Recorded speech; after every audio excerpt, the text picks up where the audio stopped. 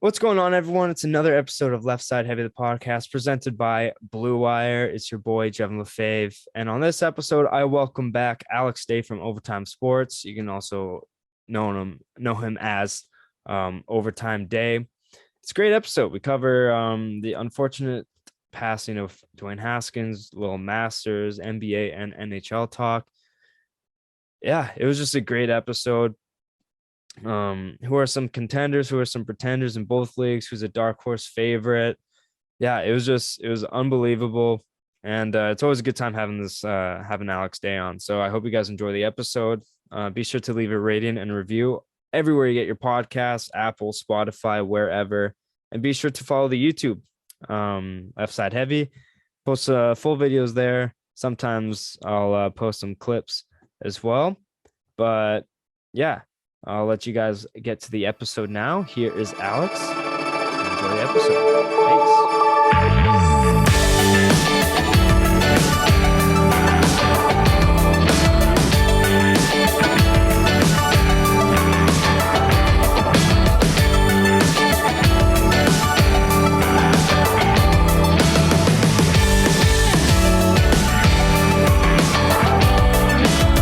I found your name in my yearbook.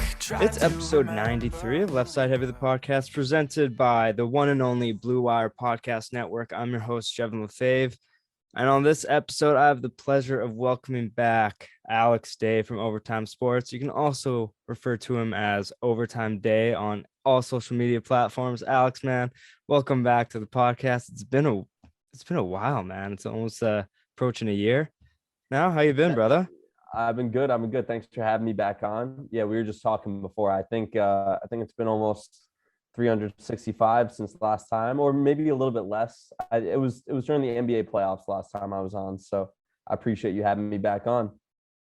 Yeah, it's been a super long time, and I've been following your stuff, and you just keep growing your content. And I want to like kind of pick your brain about that, because I think some of the stuff that you've posted is absolutely hilarious. Like at tailgates, like what would you do for a Giants Super Bowl, or what would you do for a Yankees World Series win? Some of the answers are unbelievable, but I want to ask you how you got into that and how you kind of connected and with Overtime and started doing content for them. Yeah, so I actually used to work for the Yankees. I was always doing broadcast, but I was on the production side of things.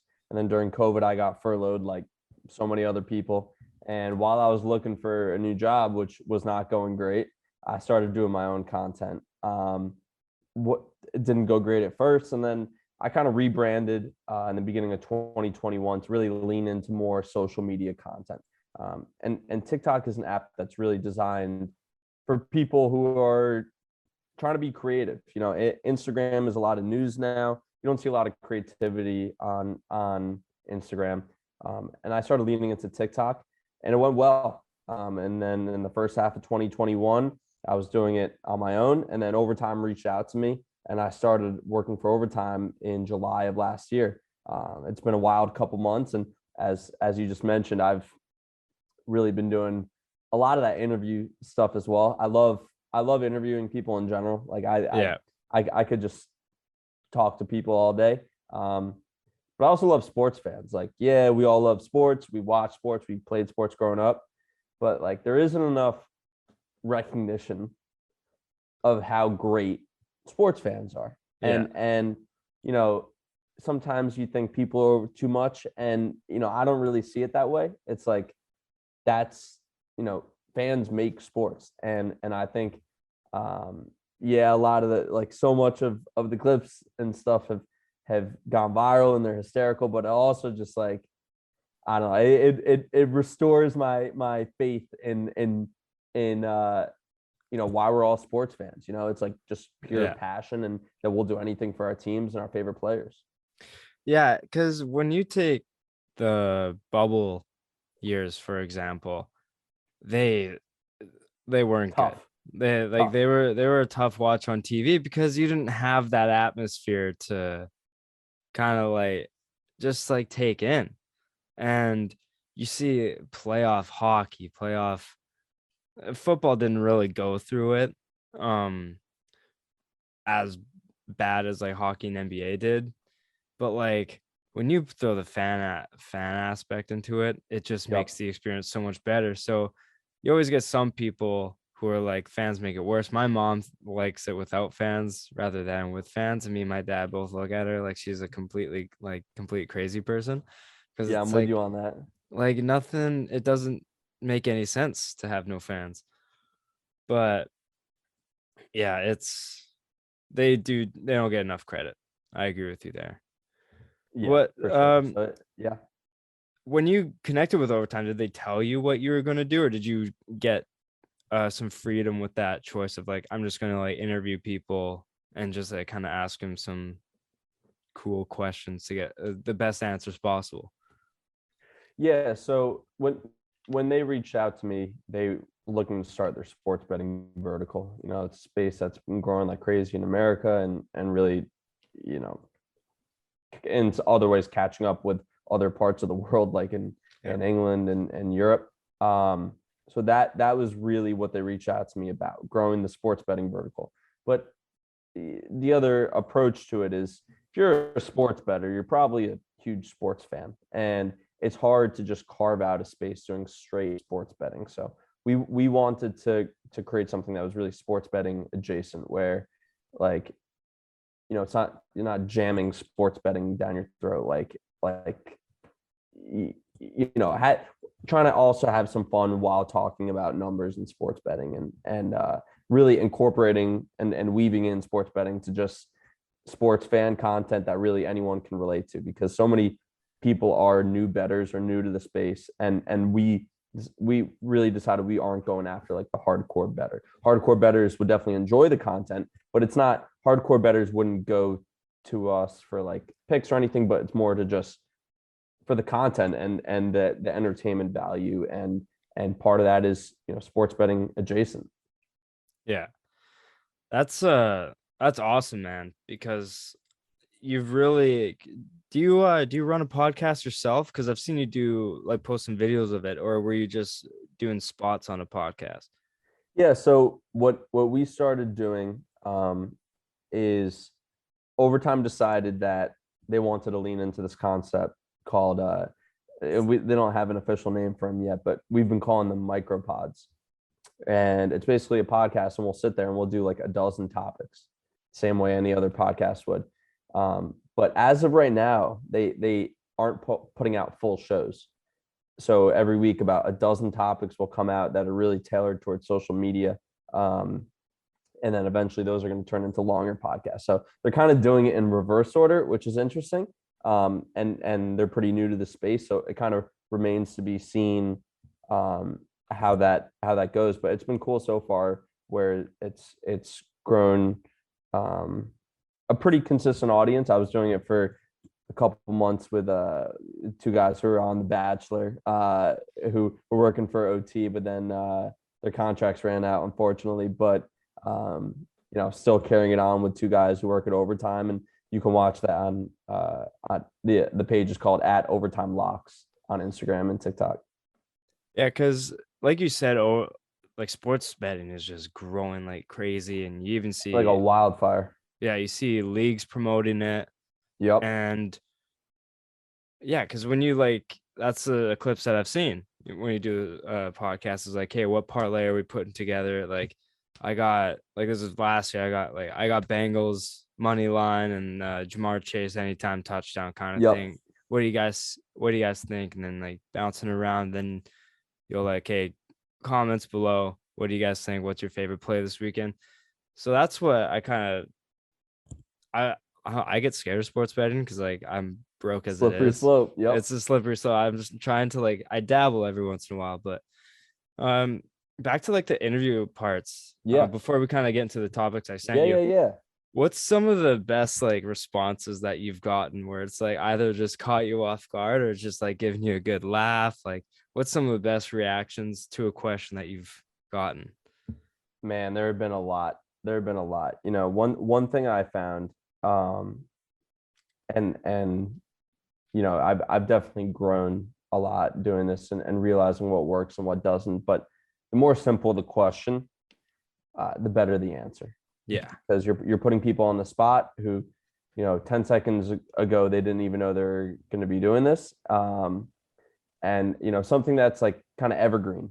So that's kind of my template. Something where they don't have to think, and something that it doesn't have to do with who do you think is going to win the game. Because by the time I put out the video, that game's probably already been played. Yeah. But some of the funniest, I would say, there was asking a Jets fan what he would do for a Super Bowl, and he said he'd give up his virginity, which confused me because it was like, wait, so are you a virgin or are you not a virgin? Like, are you trying to go back in time, or like now we're talking about time? And that was a funny one. There's a girl at Ohio State who said, you can cut off one of my toes, especially the smallest one. I don't need all of them. Giants fan said I'd give up Popeye's chicken, 2-piece Tuesday, $1.90. Like, it goes on. Yankees fan said he would name his firstborn son after Aaron Judge. And I don't even remember how that one went. There have been a Red Sox fan said he just tore his ACL. He would give his other ACL.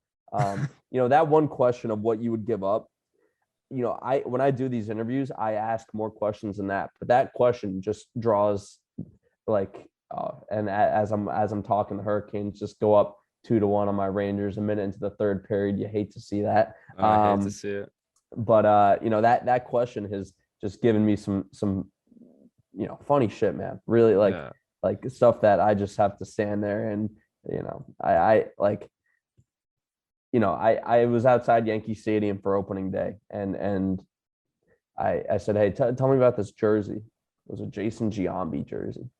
And that's a name I haven't heard in a while. That's a name you thought you weren't going to hear ever again. Yeah. And this woman's like, oh, Jason Giambi, I got this jersey in 2002. He's always been my freebie. And her husband's standing right there. Freebie as in like, hall pass. Hall pass. Yeah. And I'm like, that's an interesting choice for a freebie. Her husband goes, yeah, chicks dig the long ball. Like, I'm like, just out of control. That's the sound bites you can get from different fans. That's what I love about your stuff, because you just find the craziest characters, and they're like the die-hard, like stereotypical like Yankees fans, like the fitted cap backwards, baggy clothes. It's either a Yankees jacket or a baggy Yankees jersey. Yeah, long shorts. I hate to judge people, but like so much of it is you look for who the characters are. Like, yeah. Which guy is going to give me the best? Yeah. Or which person is going to give me the also, best? if this person came across my phone, like, would there be a certain amount of shock value to them coming, if they have stickers on their face, they have their face painted, there's probably a good chance they're going to say something ridiculous.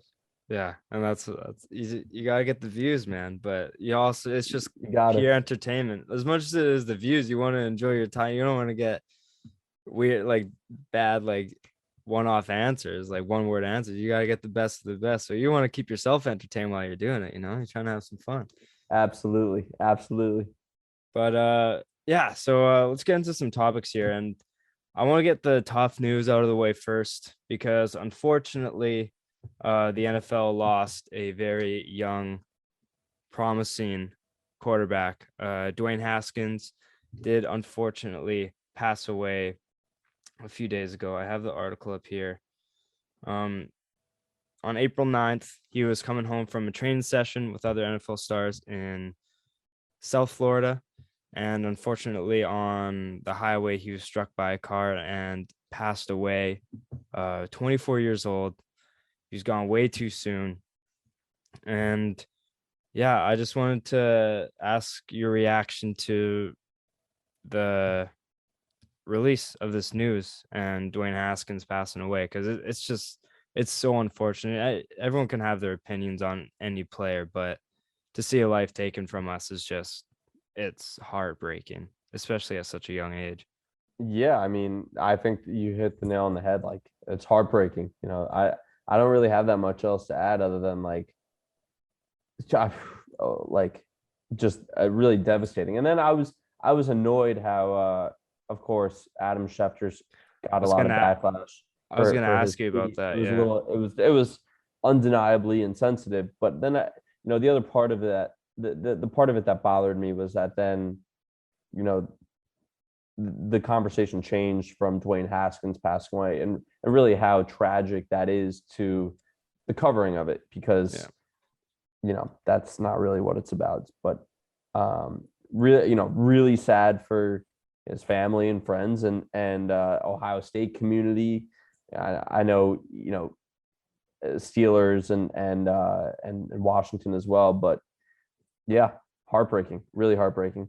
Because I was excited to see if he could change his game around at Pittsburgh, because, like, say what you want about him at the pro level, he balled out in college.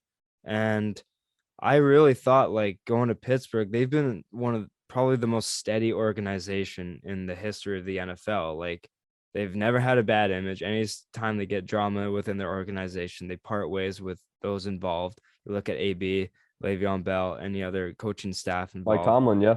Mike Tomlin is like one of the best head coaches in the NFL.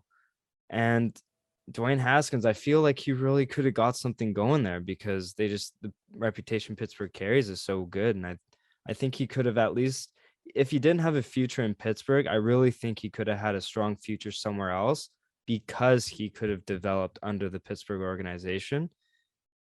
And it's just, I was so taken back from that news. I woke up to a text from my buddy saying that he passed. And I was like, it immediately woke me up. And yeah, it's terrible news. Yeah, shocking. Yeah. But prayers to the Haskins family, and I hope they all are well in the future. But we'll move on. We'll shift sports here. And 2022 Masters came to an end. And Scottie Scheffler, this guy has been red hot lately. Since 2022, since the beginning of February, he's won 4 out of his last 6 starts, including the Masters. He's went from 15th ranked to number 1 prior to the Masters, winning 3 out of his last 5. And then he just wins the Masters, one of the biggest golf majors, golf tournaments in the entire world, man. But like, you caught the Masters, I assume, or at least kind of followed some of it. What were your thoughts on this year's Masters and Scottie Scheffler winning, man? Because yeah, I mean, but first of all, the guy is like white hot right now. Yeah. He's just he is he's hotter than a fox in a forest fire, as I'd like to say. I had a couple thoughts. One is, great tweet by Max Homa, who said, if you're gonna 4-putt on the 18th to still win the Masters, might as well 6-putt, because people were laughing at him. But I think it's such a cocky move that you can 4-putt on 18 and still win the Masters. Yeah, that's kind of awesome. I love that. He, I thought, was just such a boring guy. Like, I thought it was a really boring Masters. Yeah. He dominated. He didn't. There was no flair about it. Sunday, no drama. The guy, by the way, looks like he's 40 years old. The fact that he's, I think, 25. Yeah. really, really surprised me. But yeah, like, I'm curious to see, how long he's going to stay this hot. Obviously, he'll come back down to earth a little bit. In many ways, I think the story was honestly Tiger being able to come back, and Tiger remains king. Yeah. One thing I want to say about Scottie, because this guy, any situation he was in, anytime he found himself in some sort of trouble, he puts the ball to like 4 feet within the hole. And it's like, this guy was under a tree and needed this shot to get close to like tap in, and he would do it. So he just looked so in control. And then you see the quote that he says, and like, he was having like major panic attacks before the final round. He said he was crying like a baby. He had to have his wife calm him down. He said he couldn't handle all the pressure. And the next thing you know, he comes and just stripe show on the final round and holds the lead, was able to 4-putt and still win. Like, stoic. Yeah. An absolute gamer. Yeah. Big balls. But Yeah, Tiger Woods finishes plus 13, tie 47th, but I think all attention was just that Augusta, very hilly, and he was just able to play 72 holes. And I thought that was just unbelievable. Yeah, I mean that was that's what I'll remember from this Masters. Yeah, for sure. But one last thing about the Masters. Rory and Morikawa both Epic. hole out from the bunker on the 72nd hole. Rory was 8 under that round. I know, asinine. He and I loved his celebration after hitting Yeah. that shot too. Throws the wedge, just Yeah. fire me, gas me up. Yeah. Me up. I love that. More of that. And the funny thing is that he went bunker to bunker right before that. Yeah. Yeah. He I don't know the financial difference between second and third place, but him holing out there from the bunker, I mean, that had he, won him a couple $1 million. I gotta believe. Yeah, or at least 100,000 at least. Yeah, yeah, a few 100,000 at least. Yep. For sure. But he if I'm not mistaken, he was quoted saying like that was the happiest he's ever been on a golf course, was either the 72nd hole or just the final round, because I mean he was 8 under and there were so many opportunities for more birdies too. He could have had like one of the best rounds in PGA history. Yeah, If not, but by the way, I looked it up. That shot won him $600,000. oh, that's Wild. unbelievable. Wild.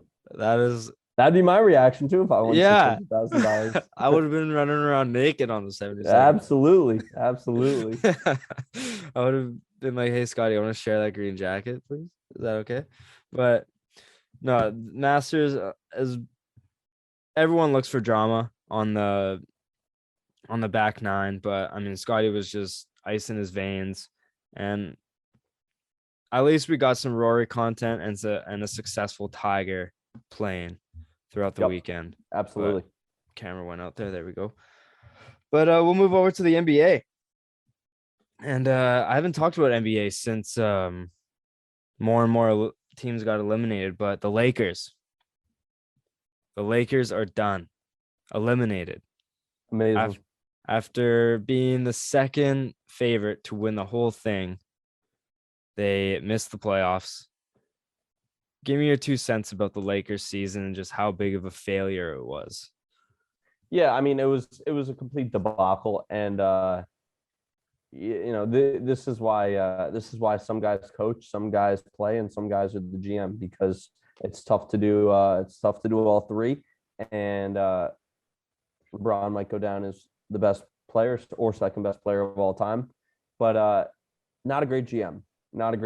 And did I think they're going to miss the playoffs? No. Was I a believer in them before the season? No. Like, the team was old as hell, and it's been a while since Russell Westbrook has been an efficient player. His plus minus was ghastly on the year, and the whole team was old. And shockingly enough, they all got hurt. Anthony Davis, of course, we know what kind of talent he is, but it's been a long time since he's played like a stretch of games at a consistent Anthony Davis.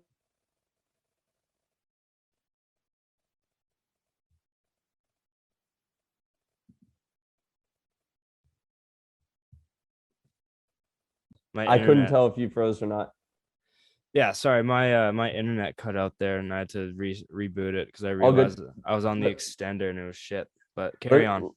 You want to restart the Lakers at the Lakers? Yeah, you were talking about how it was just a debacle and how you weren't a believer in them at the start. Yeah. I wasn't a believer in them really ever. I didn't think they were going to be quite as bad as they were, but it's a young man's sport, like not even league, but sport. And shockingly enough, a bunch of guys who are 38 years old are not going to be able to sustain for 82 games. And Russell Westbrook, I thought I felt bad for him, but also his plus minus was atrocious, and his inefficiency was so clear that was never going to work. I don't know what they were ever thinking. It didn't make sense on paper, and it didn't make sense in real life either. They would have been better off going the Buddy Hield route, get some perimeter shooting. If they didn't sign Westbrook, they would have been able to keep more of their role players. And tough. And I have to say, it's bad for the league that LeBron isn't in the playoffs. Like, yeah, it's terrible. That's bad for the league. Yeah, because you look at as soon as I was never a believer in the Lakers. I never thought they had a chicken dicks chance of winning the title. Like, I did not. Yep. Russ doesn't fit within that system. He needs the ball in his hands, but also LeBron does as well. Anthony Davis, if you breathe on any part of him, he's gonna have a hurt back or a hurt ankle. It's like he's guaranteed to miss 30 games in a season. Like, he can't stay healthy. So, and the role players are gone. Caruso's gone. Kuzma's gone. KCP is gone. Yep. Like, no one's there anymore. And the fact that they traded all those pieces for Russ, if they were to trade Russ, they would get half the package they gave up for Russ. Like, they would get half of that. So, like, they immediately diminished, and they take on $44 million or something around there. Like, to have success around LeBron, you need spot up shooters, like you said. And the fact that they didn't go the Buddy Hield route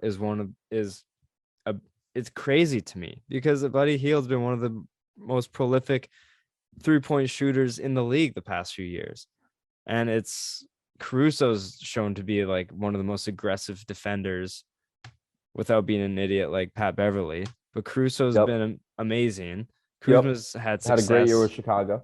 Yeah, Kuzma's done very well on the Wizards now that he's had the pressure off of him. Kuzma, I thought you said Caruso. Yeah, Kuzma, good year with the Wizards too. No, yeah, but I did say Caruso. He's done exceptional in Chicago. So, yeah, the Lakers year, it was not good. And yeah, every now and again, I feel bad for Russ, but also he's got to take some responsibility, right? Like, he's not playing up to his contract. Nope. But he hadn't been playing better than that for the last couple of years. Exactly. He, as the late Dennis Green would say, old coach of the Arizona Cardinals, we are who we thought they were. And they got the guy they traded for. Like, he didn't have a down year. That's what he's been in the last couple of years.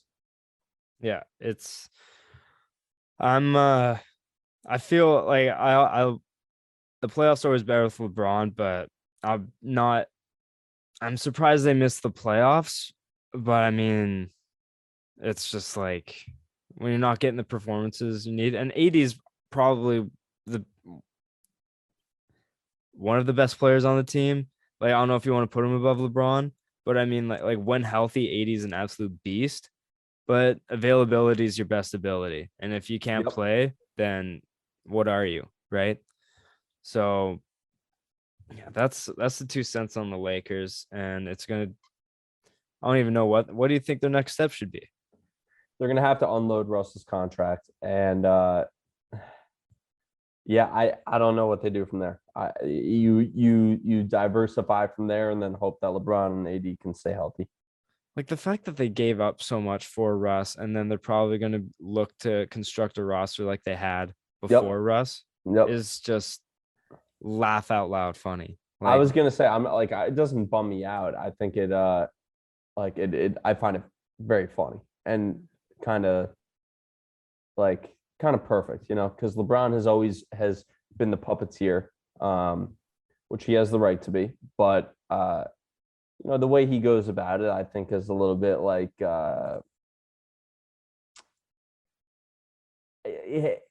he doesn't fully embrace the fact that he's also the GM. He tries to act like he's not, instead of just going out and saying like, "Hey, I'm LeBron. I call the shots." Yeah. So yeah, I tough luck. Yeah. Frank Vogel got let go. Where do you think they've been linked to Nick Nurse? Do you have any idea of who they should go with as head coach? Or I is it don't know. kind of too early to really tell right now? Yeah, I think it's too early to tell. I hate when coaches get linked while they still have their current jobs. Yeah. And Like, I honestly don't think Nick Nurse is leaving Toronto. no. I think he's Also, growing way if too you close to were them.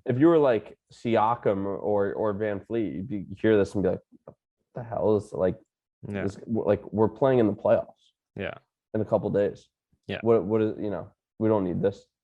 And if I was Nick Nurse, I'd love to stay in Toronto. I mean, great basketball city.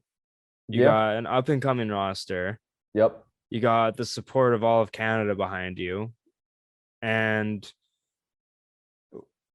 if I were to coach the Lakers, I'd be like overshadowed by LeBron. I wouldn't even be able to make the calls that I want. And I feel like I just wouldn't want to be like the beta in the coaching staff. I'd want to like be able to call the shots. And I feel like if you're on the Lakers, LeBron's going to do everything. You're just a pawn. Yeah. You're literally there to fill a position. You're not actually going to be coaching the team. You're going to be like coaching the role players. Yeah. But like even then LeBron's going to be like, no, like I want to do this. And like, what are you going to say? No, Right. like he's just going to get you fired. So if I was Nick Nurse, I would just stay put in Toronto. You have a good thing going, I would say there too. Yeah. But I wanted to bring up because I have the standings in front of me here, and the Heat sit at top of the East, and then the Hornets sit in 10th, last spot in the play-in. In the West, you got the Suns at the top, just set a franchise record for wins in a season, and then you got the Spurs at the 10th spot, last in the play-in. Who do you have as like a contender? Who do you have as a pretender? Who do you kind of are looking forward to watching going into the playoffs? Yeah, I think in the West it really starts with the Suns. It's a weird year for the West where we're used to the West being dominant, but the West doesn't have that same depth. Every team in the West really has a lot of questions. The Mavericks, you have a guy like you have Luka, but the supporting casts look good in the regular season. Do they have enough? Same thing kind of goes with Denver. They're decimated with injuries. So I think the favorite has to be the 1 seed in the West with the Suns. The East is wide open.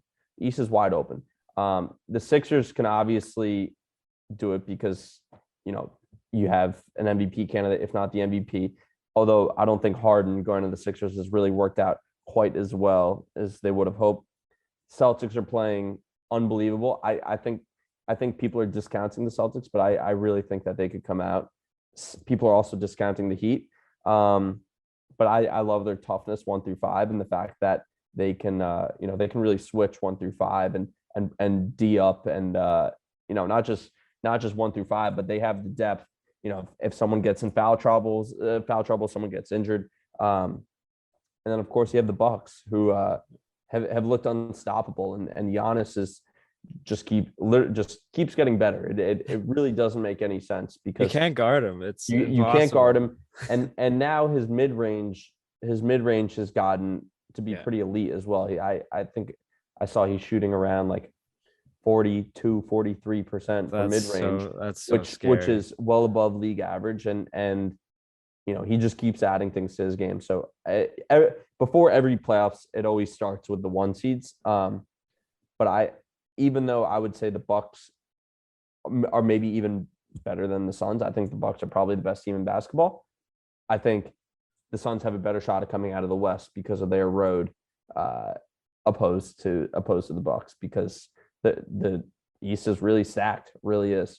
Yeah, I really like the Suns. I think Booker and I think Paul's been kind of like overlooked this year. Yep. And he's just, I mean, he's been on 4 different rosters when they've set franchise. How do I phrase it? Franchise record wins in the season. He's been on 4 different teams to do that, which is unbelievable in its own right. Yeah. But I like your point about the Heat, their toughness and stuff. And you got to, like, Spoelstra is one of the best coaches in the league too. And he's had the success of like that playoff success of winning some chips. And I really like the Heat, but I really think they're we're gonna see a rematch in the final of Suns Bucks. And Yeah, I wouldn't be opposed. I wouldn't be opposed at all. yeah, and I think it would be even better than last year. It's Yeah. just gonna be extremely entertaining. Yeah. But By the way, I have to tell you the funniest thing just happened in this game. They just yeah, I called saw you looking that way. What KD missed a free throw.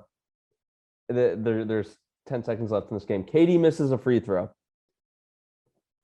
Cleveland gets a rebound. They call a BS lane violation on the Cavs. And it was such BS that KD is at the line laughing. Like, wow, I can't believe they just called that. Literally laughing at the refs. Like, wow, what a bad call that was. And then, of course, hits the next free throw. Oh, my God. Yeah. So what's that the score in the game? corner of my eye. Brooklyn is up 6 with 9 seconds left. Sorry, that distracted me big time there. That's unbelievable. A lane violation. Is that just like coming in too early? Literally just stepping over the line, which they never call. I mean, they never call that in the NBA. That's so ticky tacky. I hate those. It's so ticky tack. Like, I know it's a rule, but like, who actually calls those? Like, who? Why waste our time? Yeah, absurd. No one's gonna be like, "Hey, that was a lane violation." Everyone's gonna be like, "Hey, yeah, like whatever." Absurd. What the fuck? Yeah. Absurd. But the Bulls last team. Actually, no. Do you know what? Screw that. No, Who's your Bulls are gonna get swept. Yeah. Who's your MVP right now? Jokic. Yeah, That roster is decimated. And the fact that he's doing what he's doing with that roster, I think it has to be Jokic. I saw it. He was like the first player. I'm gonna butcher the stat. I'm sorry, but he was like the first player either in the last X amount of years or in NBA history to put up like 2000, like, oh, man, I forget what it was, but it was like 1,000 rebounds, 500 assists, and like X amount of points in a season. I forget what numbers they were. So this is like, I'm talking out of my ass right now.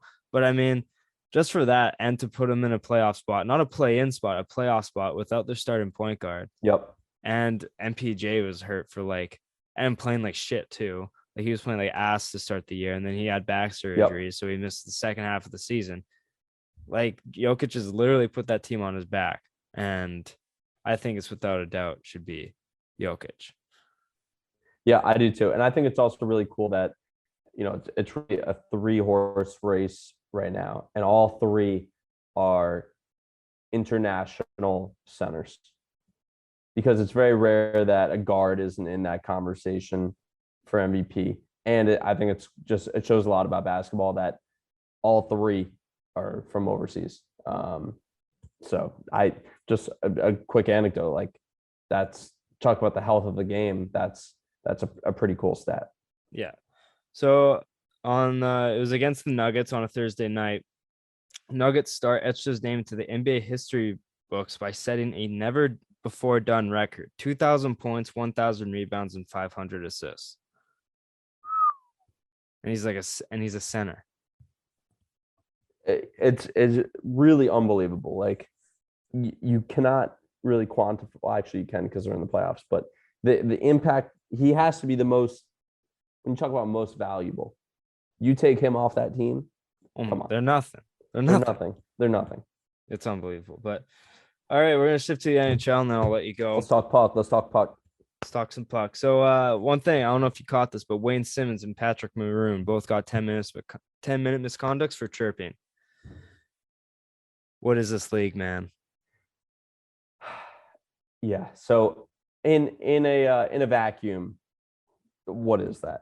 I wasn't watching that whole game. I'm also a fan of if the game is basically over and the refs just have to do what they have to do to get people off the ice and get this game over. And we all know that feeling when a game spirals out of control. I don't know if this was that because I wasn't watching that game. I only saw it in a vacuum, but yeah, that's a joke.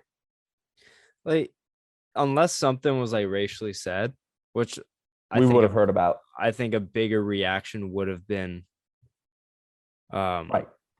A bigger reaction out of Wayne Simmons would have happened instead of just chirping back. and they were talking over the glass between the benches. So I'm sure Mike would have picked it up.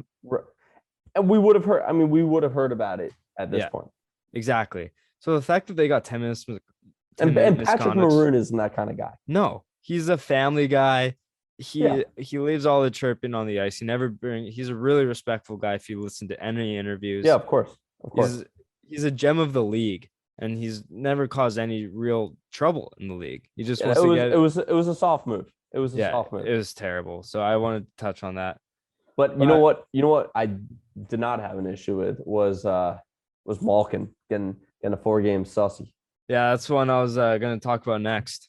Yeah, I didn't have an issue with that, and no, same. I'm not a like as a Rangers fan. I'm sick of the Penguins. I think as most fans are. I actually went to the Rangers Pens game last week in New York, and it was the game where the Pens just didn't leave the ice, and then Malkin and really instigating it at the end, and Igor waves bye to them. I thought they acted like a bunch of cowards at the end of that game. So to see him be classic Gino and get a 4-game sussy for it, I was fine with it. Yeah, I don't think he's a dirty player, but like I think he'll just get angry and do something and thinks he gets away with it because he's a superstar. He's a Russian superstar. He has a short fuse, and he's like you said, he expects to get away with it. Yeah. Russians have short fuse, except like Ovechkin. He doesn't really have a fuse to him, but like he's crazy. Right. He's a legit crazy person. Of course. But I'll be honest, I had my heart connected to the Penguins because in my fantasy league, I had Crosby, Gensel, and Letang. And I had an absolute Alex, listen to this, man. This is bad part of fantasy you don't want to get into. It's a 2-player keeper league. I traded my first 5-round picks. I had like Eichel, Crosby, Gensel, Adam Fox, UC Saros, Victor Hedman. Like that's like tip of the iceberg. Like I traded for Andrei Svechnikov. Like I had an elite team. Blew a stinker in the quarterfinals and I got bounced. I was in second place the entire way, and they played their worst week. And then they gave me hope on Sunday. I put up a 100 spot on Sunday, got in the lead by 5 points, but then he had the winning goalie of the team and got an extra 5, and I got bounced by 13 points. Man, I was so mad. But yeah, damn. I had my heart connected to the Penguins for a bit, so I got to do that. But talk about a fantasy star, Austin Matthews. He's on an absolute tear right now. He has 58 goals in 67 games. Now I wanna ask you this. He has 10 games remaining. Does he hit 70? Because he's gonna hit 60.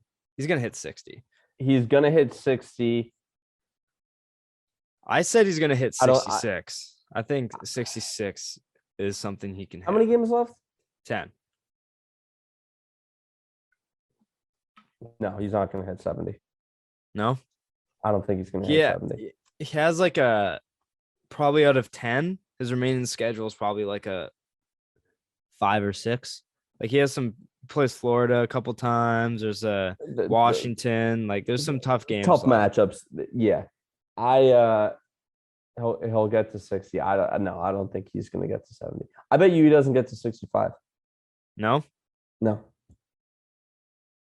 Because I just heard, Florida is a tough matchup. They have him a couple. They're a times. wagon right now. They're rolling right now. Look, there's something about hockey where in the last couple weeks going into the playoffs, the refs swallow their whistles. The elite goal scorers have a tougher time scoring. Yeah. The game changes. Like let's call it. It is a different game in January and the beginning part of the year as it is this time of year. And yes, Matthews is doing it now. You put teams like Florida, Washington up against him this time of year. They'll be rough with him. And he'll get his goals, but I don't think he's going to get to 70. Because 65, he could easily do that. I'm just predicting that he doesn't, but I mean, shit, it would be awesome if he did. 70 is going to be tough, but 70 would be tough. So right now they sit right now projected to play Tampa. They're second in the Atlantic, 4 points ahead of Tampa. Is that a first round bounce for them this year still? Because I mean, Tampa in the playoffs, like, yeah, take away that 4-game sweep doesn't help them at all. But like, I think that I don't see them beating Tampa. I don't. yeah, I don't see him I beating don't. Tampa I either. I, I see. Vasi in the It's a playoffs, tough dude. draw. It's a tough draw. Vasi in the playoffs, dude. He's Yeah. one of the best goalies of all time in the playoffs. Yeah. I mean, that'd be a tough draw. It'd be So, tough. but The kind East of the East will be in both oh, basketball and hockey. The East is going to be electric these Yeah. playoffs in both leagues. who do you have as kind of your Stanley Cup pick, and how do you think the Rangers will do? I mean, they're faced the right now they're drawn against Pittsburgh, which will be a electric series. But how do you think the Rangers will do? So I'll give you my short answer first. My short answer in terms of my dark horse is actually the team the Rangers played tonight in Carolina. in Carolina, because they are such a heavy team that I think that they're made for this time of year, where you better be able to throw the body around and do it for potentially 16 wins. I think they're definitely a strong favorite to come out of these. The Rangers, people have been discounting the Rangers, and I think there's two things to be said. One is I think they're as good as the record says they are. Like they are all that. With that being said, there are an extreme, like if something happens to Igor, they're not going anywhere, because Igor, in my opinion, should get MVP votes this year. He is that type of difference maker for the Rangers, where they go from a cup contender to maybe a different degree than the team like the Canes or Florida, to a borderline, I don't want to say borderline playoff team, but maybe even a borderline playoff team. He's having a Lundqvist type of year. The one thing that scares me about the Rangers is they are bottom 10 in even strength goals. Yeah. That's, you aren't getting a lot of power plays in the playoffs. You're just not. So it's a lot of Kreider in front of the net. It's a lot of Mika on the power play. Kreider just notched his 50th goal of the year tonight. Oh, he got 50? That's awesome. Kreider's got 50. Crazy though. Totally unexpected. Unexpected, yes, but like 10 years ago, because I was at his first couple of games in 2012. This time we thought he was going to have years like this, and then we kind of gave up hope that, like, okay, he's good, but he was might due. Not be that. He was due for a season like this. He was due. Yeah, I mean, a player of his caliber, like, he should be not should be producing, but you kind of like expect him to produce at this level. And I'm happy to see that he finally got to that point this year, and I hope it continues.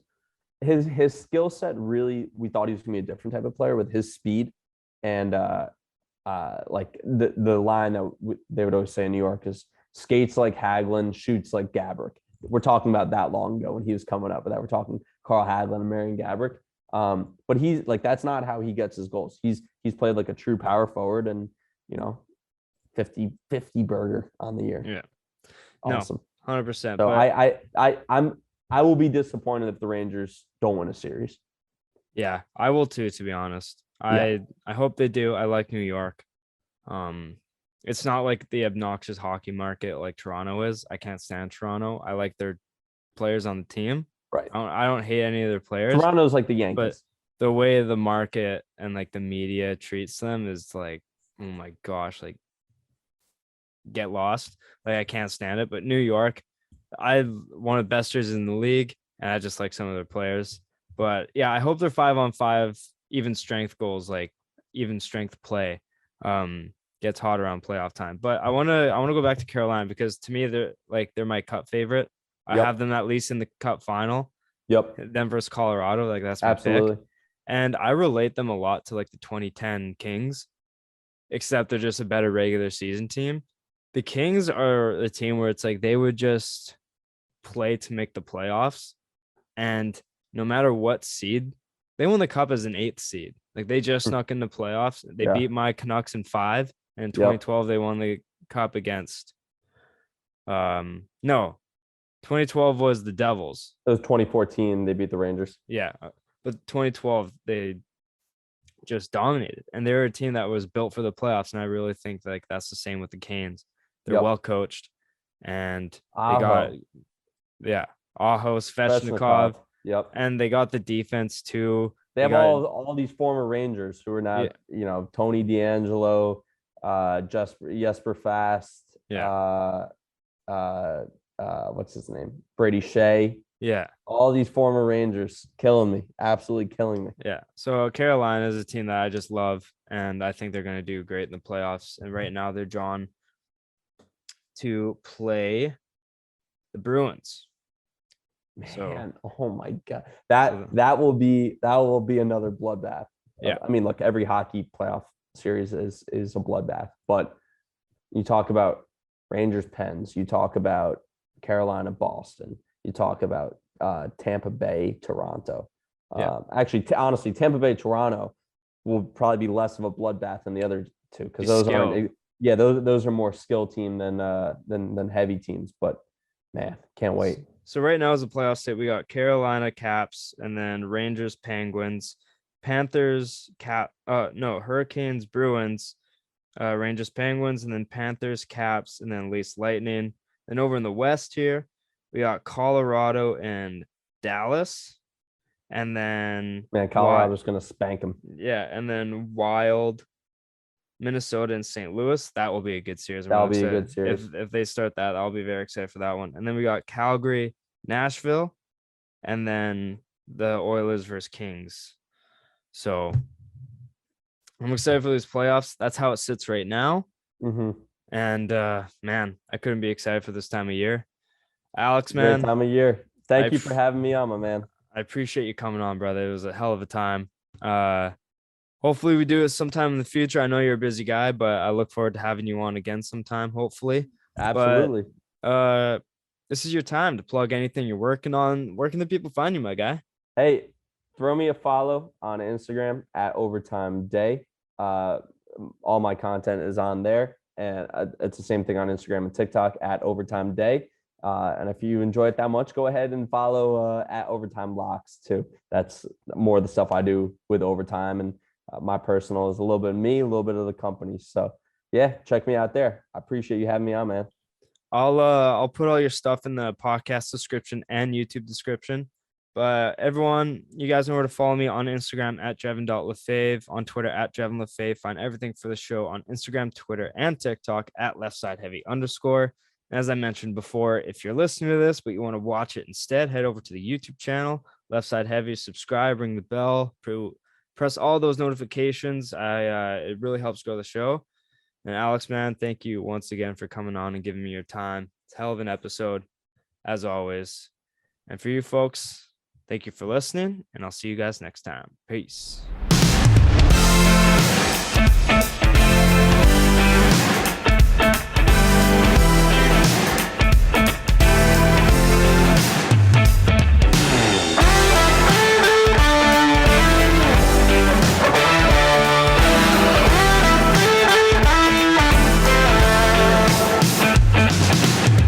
Well, you say that we're in the right place, do you know it? Do you know it? Did you tie yourself down? Are you losing your grace? Did you blow it? Did you lose it?